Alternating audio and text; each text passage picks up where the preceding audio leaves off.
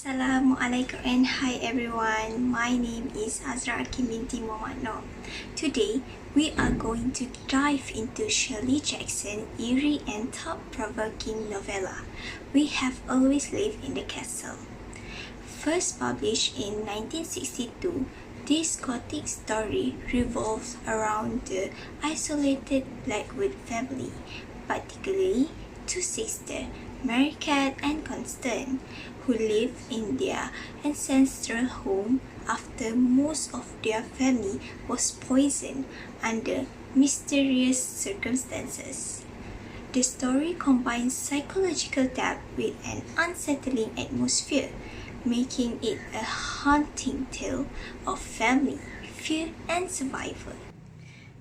In this video, I will explore how Shirley Jackson uses three key literary devices, which are foreshadowing, unreliable narration, and symbolism, to deepen the story's central themes of alienation and control. These devices don't just create tension, but also shape our understanding of Mary Cat's character and the claustrophobic world of the Blackwood sisters. Foreshadowing. First, let's dive into foreshadowing, a literary device Shirley Jackson expertly uses to build suspense throughout the novella.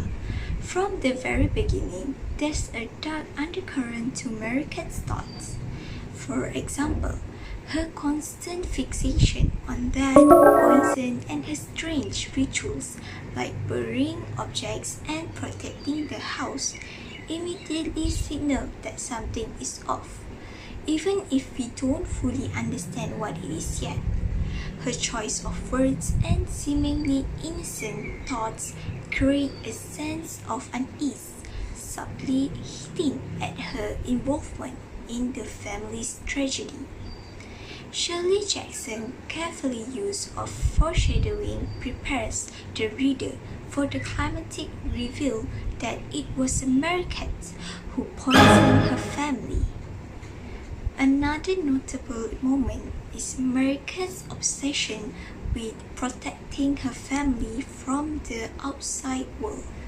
She repeatedly says that things will be destroyed if anyone intrudes, which foreshadows the destructive events that occur when Cousin Charles arrives. His appearance causes the fragile balance in the house to collapse, leading to the fire and further isolating the sisters from society. Jackson uses foreshadowing to keep the tension simmering beneath the surface, making readers feel that disaster is always just around the corner. Unreliable narration. Next, we have unreliable narration, a device that adds complexity and ambiguity to the story. Mary Cat is our primary narrator, and while her childlike tone and strange behaviors make her an intriguing character, they also make her an unreliable source of information. Her skewed perspective distorts the truth, often masking the darker aspects of her personality. For example, Mary Cat's repeated insistence on protecting her sister and home seems innocent at first, but as the story unfolds, we realize that her idea of protection includes keeping everyone else out, even to the point of violence.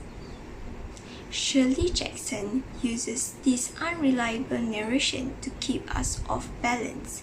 We are never quite sure what's real and what's part of Mary Cat's is a fantasy.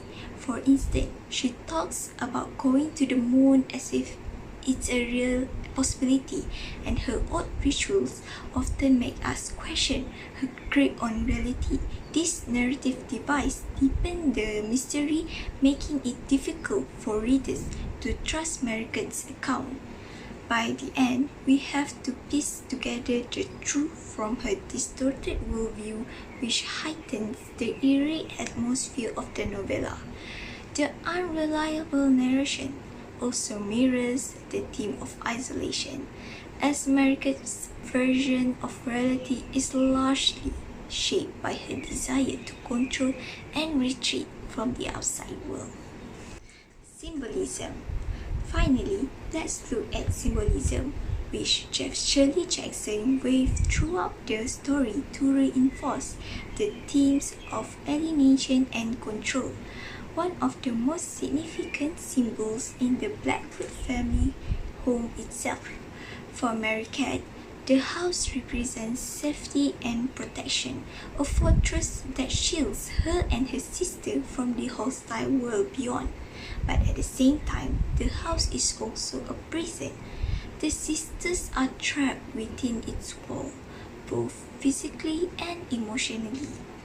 Their isolation from the village and from reality itself become clear as they retreat further into their own world after the fire. Another powerful symbol is the poison sugar, which represents both love and death.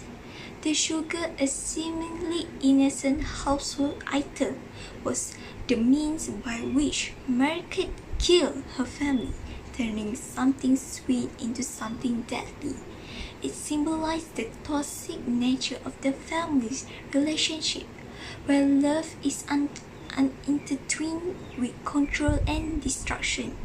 Shirley Jackson's use of these symbols serve as a reminder of how the past continues to haunt the present, as Margaret's crime overshadows everything in their lives. The recurring theme of food also plays into this symbolism. For example, Constance's role as the caretaker, cooking for Mary-Cat and maintaining the household, symbolized her attempt to nurture and protect her sister. But even this nurturing has dark undertones, as it takes place in a house tainted by death and violence. These symbols of the house, the prison, and food helped Shirley Jackson explore the complexities of family, trauma, and survival. So, to recap, Shirley Jackson uses foreshadowing, unreliable narration, and symbolism to immerse us in the unsettling world of "We Have Always Lived in the Castle." These literary devices not only build the novella's suspenseful atmosphere but also offer insight into the sisters' fragile sides and the themes of isolation, control, and trauma. In conclusion, Shirley Jackson's use of these literary techniques deepens our understanding of the characters and enhance the novella's chilling commentary on the dangers of isolation and repressions. That is all from me. Thank you for watching.